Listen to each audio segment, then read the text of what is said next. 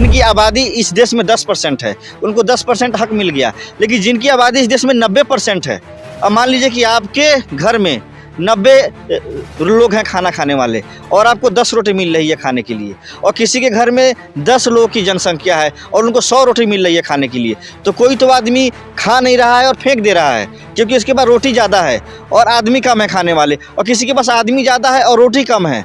आधे लोग जो है ना भूखे सो जा रहे हैं, उनके पास रोटी नहीं है जो हम भरपेट खाना खा लें। तो आज भी जो है ना दलित भारत का आधे पेट खा के सो रहा है। क्रीमी लेयर आरक्षण खत्म करने का, SC ST का आरक्षण खत्म करने का पहला कदम है।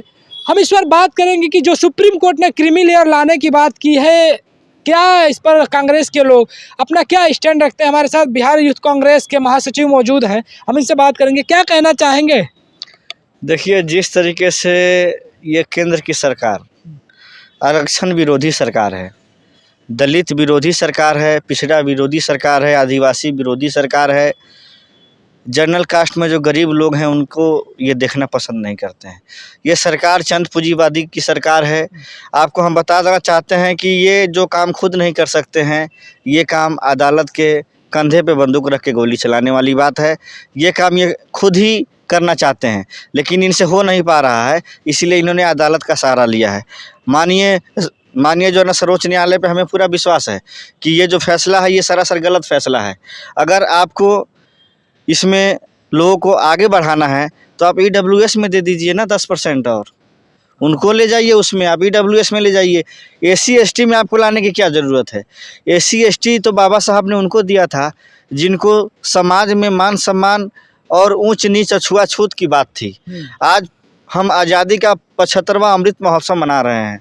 प्रधानमंत्री जी अपने आप को देश का विश्व गुरु बताते हैं, लेकिन आज भी इस गुरु का आपने देखा होगा कि पार्लियामेंट का उद्घाटन हुआ, लेकिन माननीय राष्ट्रपति महोदया नहीं बुलाई गई। बिल्कुल, ये क्यों? सबसे इसके पीछे कारण यही न था कि वो एक आदिवासी महिला है। वो तो क्रीमी लेयर की अगर सुप्रीम कोर्ट की बात की जाए तो उससे कहीं ज्यादा ऊपर है, कहीं ज्यादा पैसा कमाते हैं, रिच हैं, कहीं ज्यादा ऊपर है कि देश का सबसे आला पद होता है राष्ट्रपति का, लेकिन उद्घाटन का जो हक अधिकार जो राष्ट्रपति का था उनसे छीना गया, और मोदी जी ने खुद जो है उस चीज़ को उद्घाटन किया और शिलान्यास भी उन्होंने किया।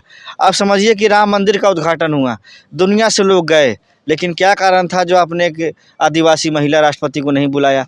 तो यानी कि ये जो सरकार खुद छुआछूत करती है। आपने देखा होगा उत्तर प्रदेश के एक मुख्यमंत्री हैं अखिलेश यादव जी, पहले थे समाजवादी पार्टी के राष्ट्रीय अध्यक्ष हैं। जब उन्होंने अपना आवास खाली किया तो उस आवास को गंगा जल से धुलाया गया। आप समझिए कि इस देश की आज़ादी का 75वां अमृत महोत्सव मना रहे हैं, और एक जो है ना पूर्व मुख्यमंत्री का हम जब घर खाली करवाते हैं तो गंगा जल से धुवाते हैं। तो जब एक मुख्यमंत्री और एक राष्ट्रपति को जब इस देश में छुआछूत के जरिए नीचा दिखाया जाता है, तो मानिए जो है ना सर्वोच्च न्यायालय को सोचना होगा कि जिस SC ST के हक अधिकार को छीना जा रहा है, इसको तो हम बर्दाश्त कभी नहीं कर सकते हैं। इसके लिए चाहे हमें रोड पे उतरना पड़े, आंदोलन करना पड़े, जेल जाना पड़े, 10 जो है ना मुकदमे लेना हो, वो चीज़ लाठी खानी पड़े, नरेंद्र मोदी जी की CBI ED हमको जेल में डाल दे, लेकिन हम मोदी जी से कहना चाहते हैं कि देश के जो दलित हैं, SC ST हैं, उनका हक अधिकार की जब बात आएगी तो जिस तरह से आपने देखा होगा, अभी एक जो है ना देश है हमारे देश के बगल में बांग्लादेश, वहाँ पे यही मुद्दा था कि वहाँ के लोगों को अधिकार नहीं मिल रहा था, जो आरक्षण उन्हें मिलना चाहिए था वो नहीं मिल रहा था। उस आरक्षण पे चंद लोगों का ही अधिकार था। जैसे आज आप देख लीजिए जुडिशरी का सिस्टम हो, वहाँ पे सारे आपको फॉरवर्ड मिलेंगे। सुनिए ना, एजुकेशन के मामले में जितने भी दिल्ली यूनिवर्सिटी के प्रोफेसर हैं, बड़े बड़े जो पद पे हैं, सब आपको जो है ना जनरल कास्ट के लोग मिलेंगे। और जितने भी IAS IPS हैं जो भारत सरकार को चला रहे हैं, उसमें एक भी दलित और एक भी आपको पिछड़ा समाज और एक भी आदिवासी नहीं मिलेगा। तो आप बताइए ना कि जहाँ सब लोग बड़े जाति के लोग हैं, वहाँ दलित को न्याय कहाँ मिलेगा? एक दरवाज़ा था सुप्रीम कोर्ट का, वहाँ भी जो है 5 जज जो थे वो बड़े जाति के थे, एक जज सिर्फ जो है ना दलित थे। तो एक जो है ना दलित जज क्या करेगा 5 के सामने? तो आप समझिए ना, मेजॉरिटी उनके पास है, आबादी हमारे पास है, लेकिन मेजॉरिटी उनके पास है। मैं आपको बताना चाहता हूं कि जो आरक्षण जो ये चाह रहे हैं जो है ख़त्म करने का, उसके पीछे रीज़न ये है कि ये नहीं चाहते हैं कि दलित का बेटा इंजीनियर बने, डीएम बने, एसपी बने, कलेक्टर बने, जज बने, मजिस्ट्रेट बने। आज हम आपको बता दें, दलित का बेटा जो है पीठ पे बोरा और हाथ में जो है ना कटोरा लेके स्कूल जाता है, और वहीं पर बड़े जाति के बच्चे BMW, मर्सिडीज और मोटरसाइकिल और जो है ना हीरो होंडा जैसी गाड़ियों में स्कूल जाते हैं, और उनके स्कूल में पढ़ाया जाता है A से एप्पल, B से बॉल, D से डॉग, C से कैट। लेकिन वहीं पे दलित का बेटा और या बेटी किसी सरकारी स्कूल में जाती है तो पीठ पे बोरा और हाथ में कटोरा, क्योंकि आपको मालूम होगा कि बच्चों को जो स्कूल में खिचड़ी मिलती है उसको खाने के लिए जाते हैं, क्योंकि खाने के पास उनके पास भी इतनी पैसा नहीं जो भरपेट खाना घर में खा सकें। और उनको क्या पढ़ाया जाता है? क से कबूतर, ख से खरहा, ग से गदहा। तो आप समझिए कि इस देश में आज हम आज़ादी का अमृत महोत्सव मना रहे हैं, लेकिन आज भी एजुकेशन में देख लीजिए, चाहे ब्यूरोक्रेसी में देख लीजिए, चाहे आप जो है ना जुडिशरी में देख लीजिए, चाहे जो है मीडिया में देख लीजिए, हर जगह आपको 10% वाले ही मिलेंगे। जिनकी आबादी इस देश में 90% है, वो आज भी जो है ना गुलाम है। लेकिन बाबा साहब के आरक्षण के जरिए वो धीरे धीरे ऊपर आ रहे थे, लेकिन मनुवादी ताकतों को ये चीज़ बर्दाश्त नहीं हो रहा है कि कैसे गोबर उठाने वाला अखिलेश यादव मुख्यमंत्री बन गया, कैसे जो भैंस चराने वाला लालू यादव जो है ना मुख्यमंत्री बन गया, कैसे चंद्रशेखर रावण जैसा जो है ना दलित समाज का आदमी MP बन रहा है, कैसे देश में एक आदिवासी हेमंत जो ना सोरेन मुख्यमंत्री थे उनको जेल में डाल दिया गया, इसलिए कि आदिवासी कैसे जो मुख्यमंत्री बन गया। इस पर एक जो मेन स्ट्रीम का पत्रकार था उसने बोला भी था कि ये लोग, उस पर कोई भद्दा कमेंट किया कि ये लोग पीछे चले जाएंगे अगर ये लोग, अभी तक कितना गंदा कमेंट था, मैं दोहराना नहीं चाहता। आप समझिए ना कि देश की आज़ादी के 75वां अमृत महोत्सव अब मना रहे हैं माननीय प्रधानमंत्री जी। आप कहते हैं कि मैं पिछड़ा का बेटा हूं। अगर आप सच में पिछड़ा का बेटा होते तो आप महिलाओं का जो बिल आया था लोकसभा में, महिलाओं को आप जो है OBC SC ST को आरक्षण देते, लेकिन आपने नहीं दिया। उसमें भी आपने जनरल कास्ट की महिलाओं को आरक्षण दिया। OBC की महिलाओं ने क्या बिगाड़ा था? और आप खुद को जो है ना OBC का सर्टिफिकेट बांटते हैं, लेकिन जब हक अधिकार की बात आती है तो सारा का सारा आप जो है उन लोगों को दे रहे हैं जिनकी आबादी देश में सिर्फ 10% है। जिस दिन ये जो है ना 90% लोग आपके सामने अगर न्याय मांगने के लिए अगर जो खड़े हो गए, तो जिस तरह से शेख हसीना बांग्लादेश छोड़ करके किसी और देश में शरण ली है, मोदी जी आपको भी कहीं ऐसा ना हो कि भारत छोड़ के किसी और देश में जो है ना शरण लेना पड़े। और ये देश में इमरजेंसी से भी बदतर स्थिति आपने अभी कर दिया है। कोई भी पत्रकार ईमानदारी से अगर दिखाता है तो आप उसको जेल में डाल देते हैं। कोई भी जो है विपक्ष का नेता सच बोलता है तो आप जेल में डाल देते हैं। आप कितनों को जेल में डालेंगे? श्रीलंका को आपने देख लिया, बांग्लादेश को आपने देख लिया, पाकिस्तान को आपने देख लिया, अब एक देश बचा है आपका हिंदुस्तान। इसको भी आप चाहते हैं कि इसको भी बांग्लादेश जो है ना श्रीलंका बनाना जानते हैं तो आप बना दीजिए, लेकिन इसका जो है आपको ही जो है नुकसान को उठाना पड़ेगा। इसका नुकसान जो है भारतीय जनता पार्टी को ही नुकसान होगा। इन्होंने एक चीज बोला जिस पर अमल करने की माननीय सुप्रीम कोर्ट से हम लोग अपील करेंगे कि इस पर अमल करें, कि जो आप क्रीमी लेयर ला रहे हैं राष्ट्रपति के ऊपर, जो उनको पार्लियामेंट में नहीं लाया गया है, उसका कोई क्लियरिफिकेशन नहीं दिया गया। अगर क्लियरिफिकेशन उसको दिया जाए, क्या जाति है उसके बीच में रोड़ा आ गई थी। राम मंदिर की इनॉग्रेशन में राष्ट्रपति से बड़ा कौन होता है? राष्ट्रपति को नहीं बुलाया गया, वहाँ भी क्लियरिफिकेशन नहीं दिया गया कि राष्ट्रपति क्यों नहीं गई है, तो इसको क्लियरिफिकेशन दिया जाए। और सबसे बड़ी बात, OBC लीडर है जो OBC को शूद्र ही बोला जाता है, और अखिलेश यादव को जब घर छोड़े तो उनको गंगा जल से धोएगा, उसका क्या? सुप्रीम कोर्ट इस डिस्क्रिमिनेशन को कैसे दूर करेगा? इन छुआछूत को कैसे दूर करेगा? उसके लिए उसके पास क्या ब्लूप्रिंट है? और सबसे बड़ी, मैं सुप्रीम कोर्ट की जो जजों के पीठ, हमारे लिए माननीय ऑनरेबल सुप्रीम कोर्ट के जो जज हैं हमारे लिए सम्मानित है, लेकिन कहीं ना कहीं अगर वो लोग इस चीज़ को लेकर के आ रहे तो उनकी भी जाति एक बार देखने की लायक है। जो आपने बोला है कि 2 लोगों को छोड़ करके 5 लोग एक खास तरह के जाति धर्म से आते हैं, और उसमें भी एक समर समाज से तो आते ही हैं, लेकिन आपने ध्यान दिया होगा उसमें एक खास तबके के, एक ब्राह्मण तबके से लोग आते हैं। वहाँ भी जनरल में क्षत्रिय है, ब्राह्मण भी है, वहाँ भी क्षत्रियों की जगह नहीं है, अधिकतर जगहों पे आप देख सकते हैं। तो कहीं ना कहीं अगर क्रीमी लेयर ला रहे तो वहीं भी लाइए कि क्षत्रियों को भी बराबर की अधिकार मिले। इस पर क्या बोलेंगे? देखिए, मेन चीज़ क्या है कि इस देश के अंदर शोषण किसका हुआ है? आज़ादी से लेके आज तक, और आज़ादी से पहले भी शोषण किसका हुआ? आज भी हम आपको बताना चाहते हैं कि हम बिहार से आते हैं। आज भी उन बस्तियों में लोग जाना पसंद नहीं करते हैं, क्योंकि जानते हैं कि वहाँ दलित हरिजन रहते हैं। आज भी उनके बहू बेटियों से कोई शादी नहीं करता है। आज भी उनको जो शिक्षा मिलना चाहिए था वो शिक्षा नहीं मिल रहा है।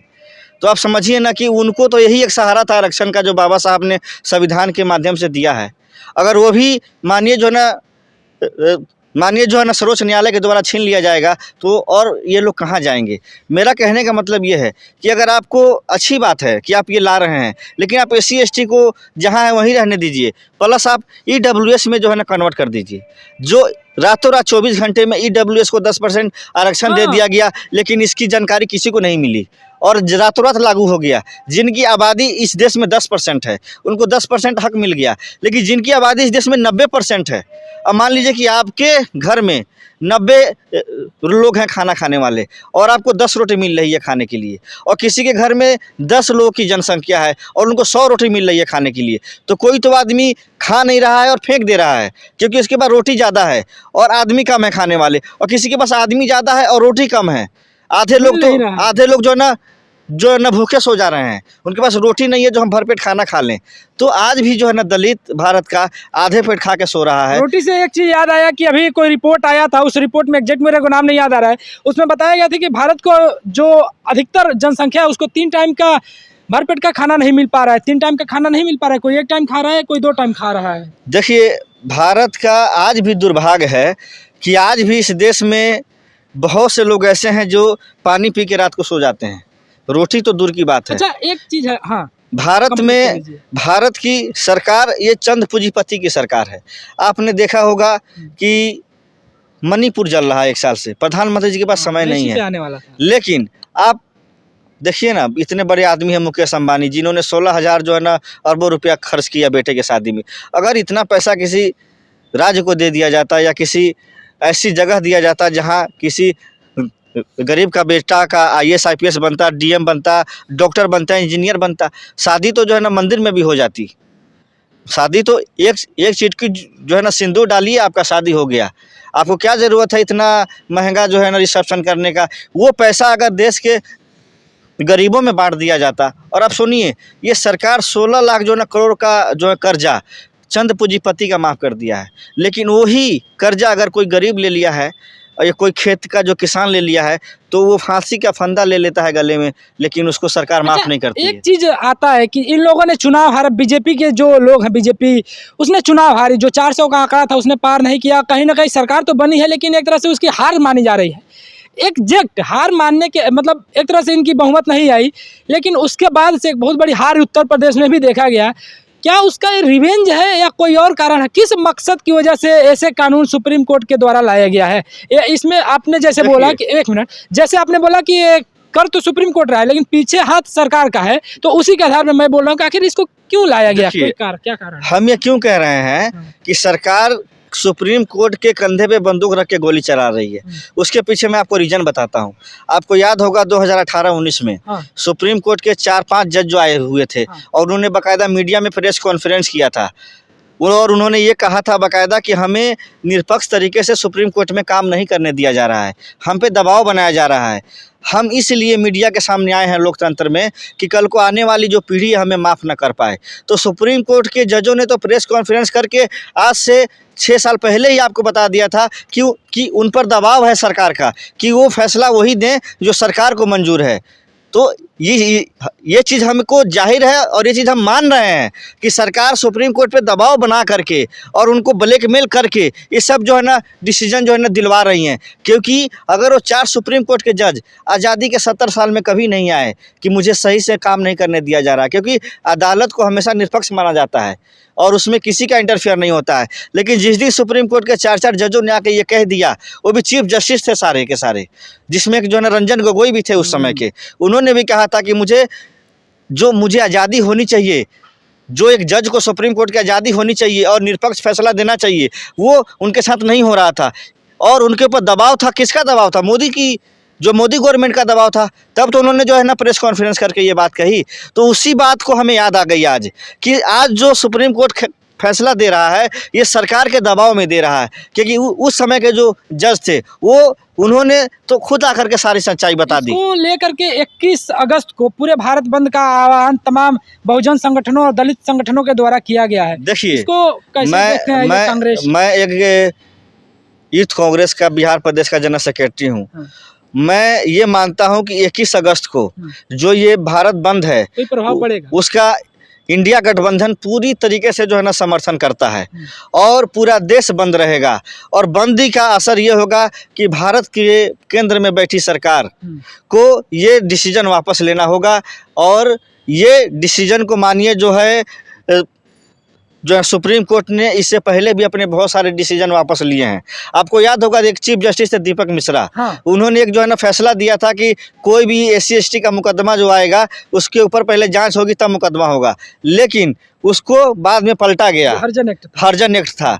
तो इसी तरीके से ये जो एक्ट आया है, ये जो पास हुआ है, जो है मानिए जो है ना सुप्रीम कोर्ट के द्वारा, मानिए सर्वोच्च न्यायालय द्वारा जो आया, इसको भी वापस लेना पड़ेगा क्योंकि ये SC/ST के हक और अधिकार का हनन हो रहा है।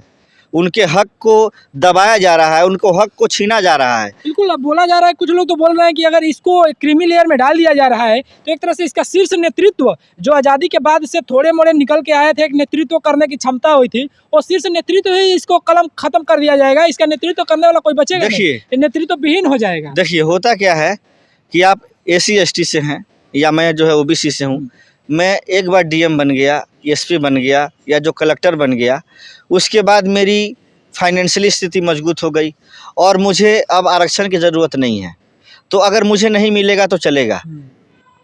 लेकिन जो मेरे ही कास्ट के लोग जो अभी ज़मीन में हैं, जिनको वहाँ तक पहुँचने में अभी बहुत समय लगेगा, उनके साथ हकमारी हो जाएगी अगर ये चीज़ लागू हो जाएगी तो। आप समझ रहे हैं ना? जैसे मायावती जी हैं, सुनिए, जैसे मायावती जी हैं, उनको क्या ज़रूरत है SC/ST के आरक्षण की? वो तो मुख्यमंत्री रहीं, अब उनको इतना सब कुछ मिल गया है। तो मायावती जैसे लोगों को, अखिलेश यादव जैसे लोगों को या हम जैसे लोगों को जो हर तरह से जो है ना सक्षम है, उनको आरक्षण की ज़रूरत नहीं है। लेकिन हमारे समाज में जो लोग आज भी जो शोषण का शिकार हो रहे हैं, उनको तो कम से कम ये अधिकार मिलना चाहिए। जो अधिकार मानिए जो है सर्वोच्च न्यायालय फैसला किया है, इसको वापस लेना पड़ेगा। ठीक है, पूरी बातचीत पे आप अपनी प्रतिक्रिया जरूर दीजिएगा। तो ये थे बिहार यूथ कांग्रेस के जनरल सेक्रेटरी और इनका विचार आपने सुना। आप लोगों का क्या विचार है कमेंट करके जरूर बताइएगा और वीडियो को अधिक से अधिक शेयर करिएगा। मिलेंगे किसी अगले वीडियो में, तब तक के लिए जय हिंद।